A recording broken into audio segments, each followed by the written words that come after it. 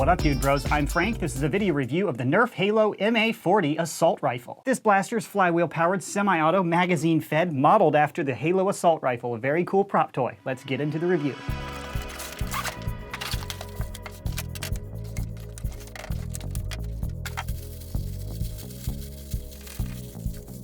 Included is the blaster, sight, rail riser, magazine, cosmetic handle, darts, instructions, and a video game add-on.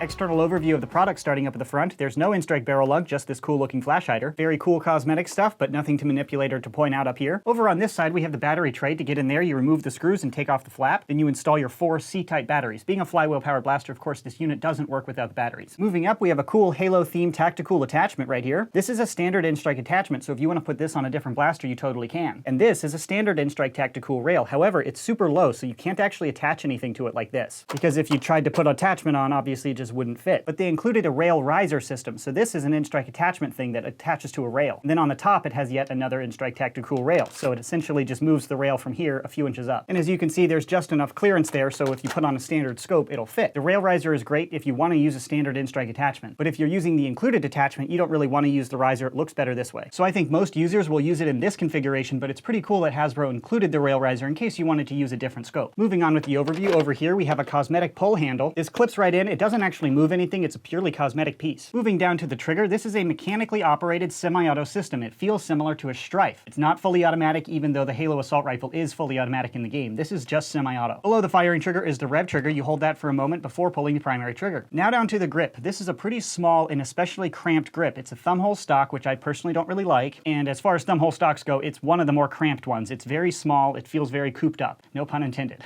But my analysis of the grip comes down to how comfortable it is when you're actually flinging foam trying to defeat someone flipping around a corner quickly. At that, it's not very comfortable. But this is a prop toy, so if you're just holding it at a cosplay event, it's plenty comfortable. It's not going to be an uncomfortable grip for most people. I can't see many competitive Nerfers buying this blaster, so it doesn't really matter. The grip is okay. We have a cosmetic selector switch on here and on the other side. However, that's just a cosmetic piece of molded plastic. It doesn't move. It's not a real selector switch. It's just cosmetic. Moving back, up on the top of the stock, we have the access door. To get in there, you can pull up like this. It's a unique design for an access door, but it works pretty well. You can get your finger in there to clear out any jams and malfunctions. However, I did not have any jams and malfunctions with this blaster, but it's there just in case. Moving down to the magazine. To get the magazine out, you press the magazine release on this side or over here. Full ambi, bro. Right and left-handed shooters can use this blaster equally. That being said, the mag release is in kind of a weird position. You have to get used to it. This is how I've been pulling the mag out, which is super weird, but it totally works. And for a prop toy, it doesn't really matter. It works just fine. This is the included magazine. It holds 10 Nerf darts. It has a really cool shape, but it is just cosmetic. From this point up, it's just a standard in-strike mag, so you can put this into many other Nerf blasters. The magazine well is also compatible with many of your in-strike magazines, but not all of them.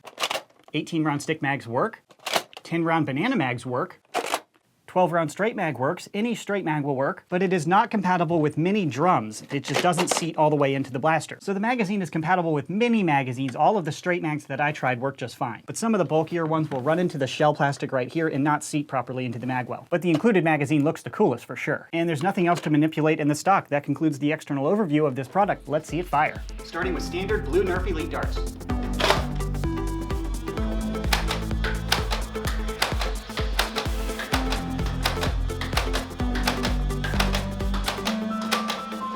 A little faster now.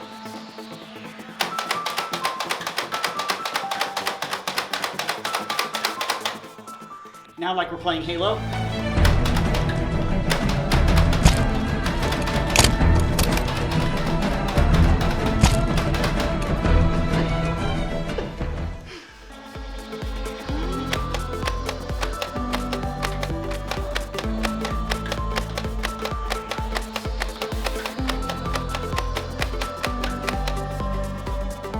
Now shooting some waffle head darts.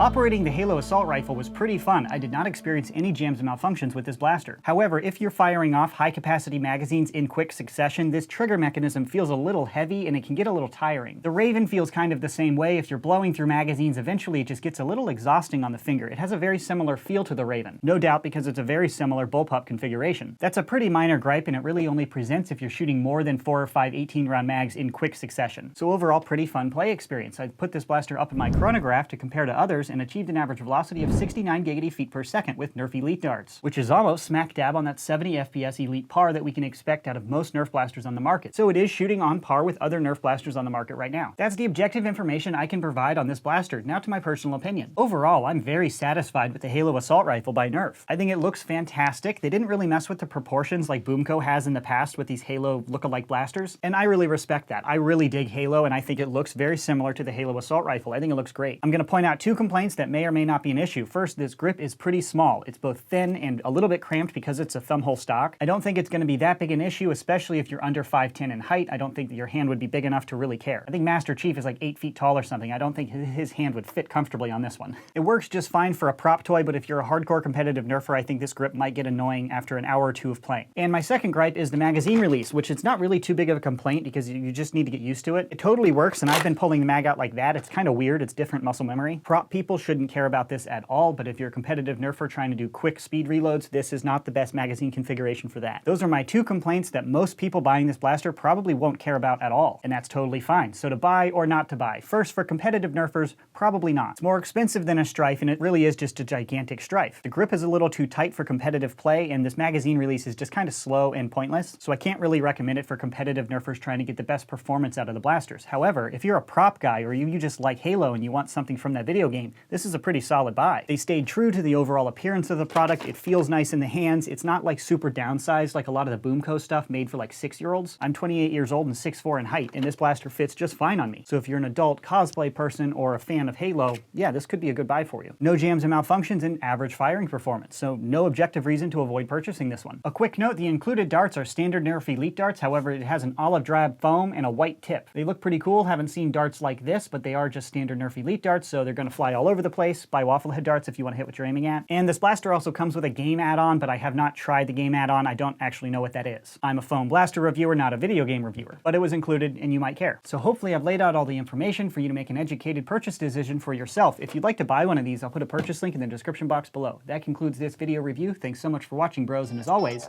stay tactical.